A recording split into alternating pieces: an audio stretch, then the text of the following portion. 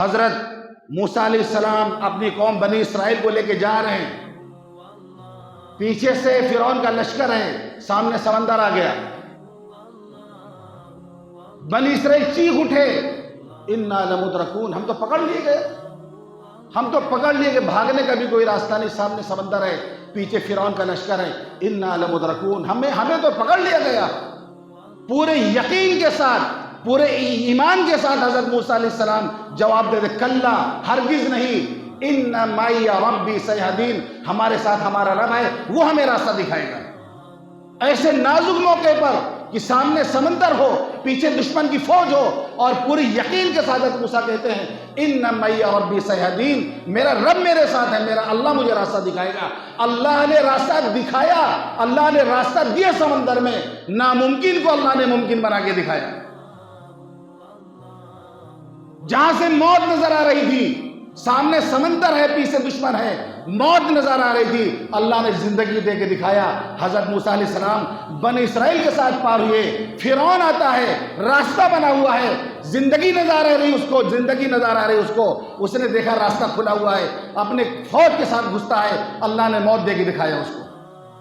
جہاں سے زندگی اس کو نظر آ رہی تھی، اللہ نے اسی پانی میں ڈبو ڈبو کے فرعون کو مارا، جس پانی پر گھمنڈ کرتا تھا، جس پانی پر بڑائی کرتا تھا، مصر میں بیٹھ کے کہتا تھا وَهَٰذِهِ الْأَنْهَارُ تَجْرِي مِن تَحْتِهَا فَلَا تُبْصِرُونَ، دیکھو یہ نہریں میرے پیروں، میرے محل کے نیچے سے یہ نہر جاری ہے، بڑائی کرتا تھا اسی پانی پر، وَأَنْهَارُ تَجْرِي مِن تَحْتِهَا فَلَا تُبْصِرُونَ، دیکھو یہ نہریں جاری ہیں ہمارے قدموں کے نیچے سے، ہمارے نیچے سے نہریں بہ رہی۔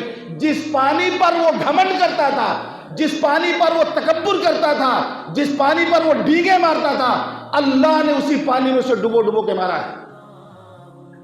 تو سب کچھ اللہ کے ہاتھ میں، اِنَّکَ عَلَىٰ كُلِّ شَيْءٍ قَدِيرٌ، اللہ سب کچھ تیرے ہاتھ میں ہے۔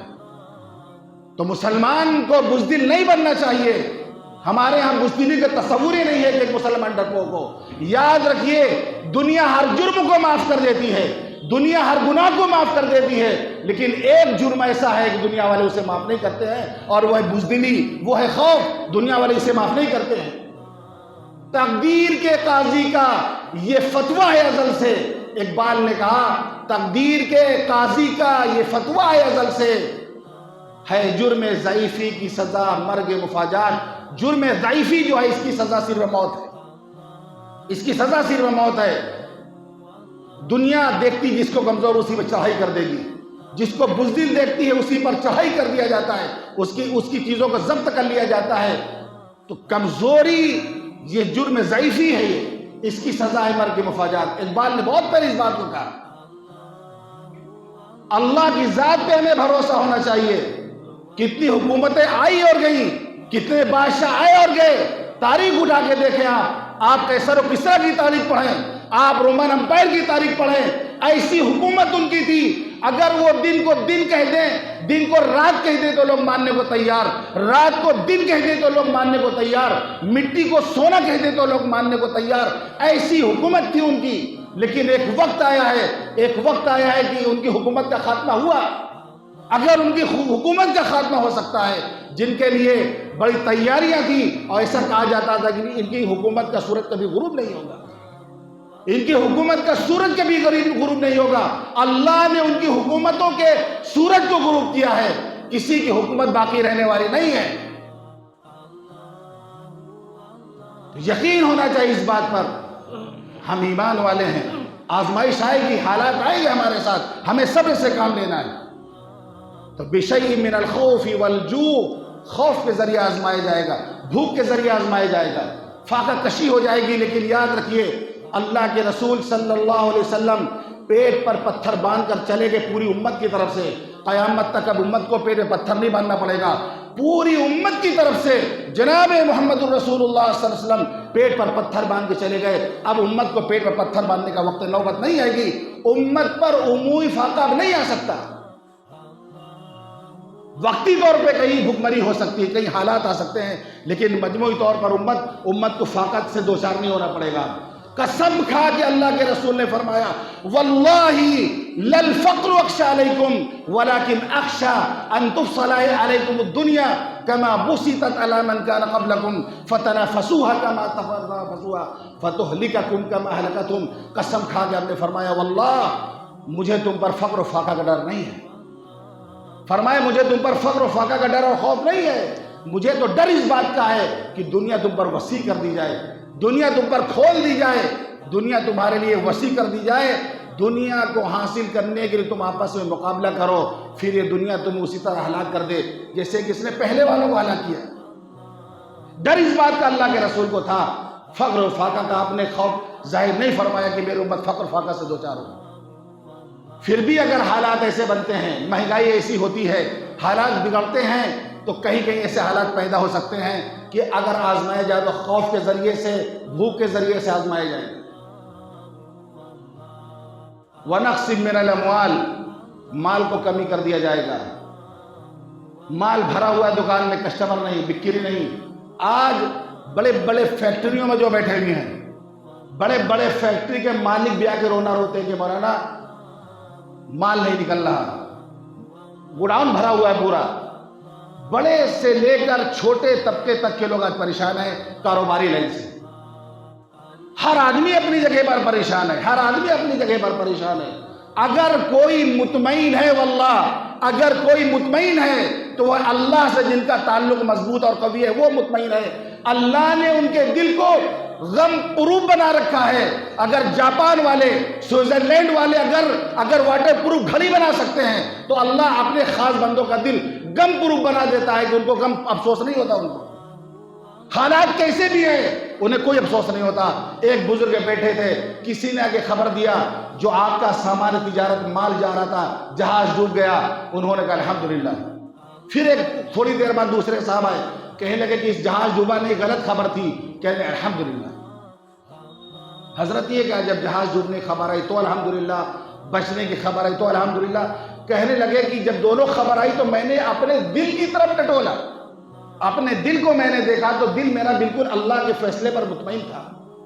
اللہ کے فیصلے پر میرا دل مطمئن تھا، اس پر میں نے اللہ کا شکر ادا کیا. تو حالات کیسے ہوں، جو اللہ کے خاص بندے ہوتے ہیں اللہ ان کے دل کو غم پروف دل بنا دیتا ہے. اس میں غم کا گزر نہیں ہوتا، غم بہا سے ٹکرا کے چلا جاتا ہے. تو آج ہر آدمی پریشان ہے، یہ ایک آزمائش کا دور ہے. بِشَيْءٍ مِّنَ الْخَوْفِ وَالْجُوعِ وَنَقْصٍ مِّنَ الْأَمْوَالِ وَالْأَنفُسِ وَالثَّمَرَاتِ. اور جانے جائیں گی، انتقال ہوگا، موتیں ہوں گی، اس کے ذریعے بھی آزمایا جائے گا. وَنَقْصٍ مِّنَ الْأَمْوَالِ وَالْأَنفُسِ وَالثَّمَرَاتِ، پھلوں میں کمی کی جائے گی. باغات میں پھل کبھی آئیں گے کبھی نہیں آئیں گے. ہم لوگ کا بہت ایسا ہوتا ہے، کبھی اچھا سیزن گزرتا ہے، کبھی پھلوں کی کمی ہو جاتی ہے، پھل بہت مہنگا بکتا ہے. تو یہ 5 چیزوں کو اللہ نے تذکرہ کیا، پھر بتایا کہ جو صبر کرے گا تو ان اللہ مع الصابرین وبشر الصابرین، بشارت دے دو صبر کرنے والوں، خوشخبری سنا دو صبر کرنے والوں کو کہ وہ کہتے ہیں انا للہ و انا الیہ راجعون. جب حالات ان پر آتے ہیں یہ کہتے ہیں انا للہ و انا الیہ راجعون، ہم اللہ کے لیے ہیں، اللہ ہی کی طرف ہمیں واپس جانا ہے. اتنا خوبصورت جملہ ہے، یہ اتنا خوبصورت جملہ ہے کہ اگر ہم چھوٹے سے چھوٹے مسائل سے دو چار ہو تب بھی، بڑے حادثات بڑے حالات ہو تب بھی اتنا خوبصورت جملہ ہے انا للہ و انا الیہ راجعون. ہم تو اللہ ہی کے لیے ہیں، ہم بھی، ہمارا ہر سامان ہر چیز سب اللہ کے لیے ہے اور ہمیں بھی اللہ کے پاس جانا ہے. اگر یہ اللہ کے پاس چلا گیا تو ہمیں بھی تو اللہ ہی کے پاس جانا ہے. اتنا خوبصورت جملہ ہمیں سکھایا گیا، ہم اپنے غم کو ہلکا کر سکتے ہیں، اپنے دکھ کو ہم ہلکا کر سکتے ہیں جملے کو کہہ کے. تو ان 5 چیزوں کے ذریعے اللہ ہمیں آزمائے گا اور بشارت دی کہ صبر کرنے والوں کو. اللہ کے رسول صلی اللہ علیہ وسلم نے فرمایا من اصیب بمصیبت فی مالہ او نفسہ فکتمہا ولم یشکو الی الناس کان حقا علی اللہ ان یغفر لہ. اگر کوئی کسی مصائب سے دوچار ہوتا ہے، اس کو کوئی تکلیف پہنچتی ہے، چاہے اس کے جان میں یا مال میں، وہ لوگوں سے چھپاتا، کسی سے شکایت نہیں کرنے جاتا، کسی سے بتاتا نہیں، شکایت نہیں کرتا ہے. کان حقا علی اللہ ان یغفر، اللہ پر حق بنتا ہے اس کا کہ اللہ اس کی مغفرت فرما دیتا ہے. یعنی تکلیف پہنچے صبر کر کے لوگوں کا شکوہ شکایت نہ کرے، یہ اللہ کا حق ہے کہ اللہ اس کو معاف کر دیتے ہیں۔ یا ابن آدم ان صبرت واحتسبت عند الصدمۃ الاولى لم ارض لك ثوابا دون الجنہ، اے آدم کے بیٹے اگر تو پہلے جھٹکے کے وقت صبر کر لے تو میں جنت سے کم درجے پر راضی نہیں ہوں گا، یعنی اس کا بدلہ میں جنت دوں گا، اس سے کم درجے کی چیز تجھے نہیں دوں گا۔ لیکن جس وقت صدمہ پہنچے، جس وقت حادثہ پیش آئے، اسی وقت کا صبر معتبر ہے، اسی وقت کا صبر معتبر ہے، اس وقت اللہ سے مدد لینی چاہیے۔ استعینوا بالصبر والصلاۃ، اللہ سے مدد حاصل کرو صبر اور نماز کے ذریعے سے۔ یہ دو نسخہ میں دیا گیا ہے، صبر اور نماز کے ذریعے سے ہم نماز کا اہتمام کریں۔ کئی لوگ کل سے سن چکے، کئی لوگ کہہ رہے اب کہا ہوگا مسجد کا میک اتار لیا، اذان نہیں ہو رہی ہے میک سے، ہر آدمی پر اذان نہیں ہو رہی ہے میک سے۔ نماز کی کسی کو فکر نہیں ہے۔ اس اذان کو سن کر کتنے لوگ مسجد میں آتے تھے، کتنے لوگ آتے تھے نماز پڑھنے کو اذان سن کر کے، جو میک سے اذان ہوتی تھی۔ ہر ایک کو فکر ہے اذان میک سے کہیں نہیں ہو رہی ہے، مسجد میں آنے کے لیے کوئی تیار نہیں، نماز پڑھنے کے لیے تیار نہیں ہے۔ ہمارا یہ حال ہو گیا ہے۔ ایک بزرگ گئے گاؤں میں، دیکھا مسجد ویران ہے، جھاڑو لگایا، جھاڑو لگانے کے بعد انہوں نے اذان دی، ایک آدمی نماز پڑھنے نہیں آیا۔ اذان انہوں نے دیا، کوئی نماز پڑھنے نہیں آیا۔ انہوں نے دوبارہ پھر اذان دے دیا، دوبارہ جیسی اذان دیا پورا گاؤں اکٹھا ہو گیا، یہ آپ نے کیسے دوبارہ اذان کیسے دے دی؟ پہلی اذان میں کوئی نہیں آیا، دوسری اذان میں سارے لوگ آئے، اعتراض کرنے کے لیے سب آ گئے، پوچھنے کے لیے سب آ گئے، لیکن نماز پڑھنے کے لیے تیار نہیں۔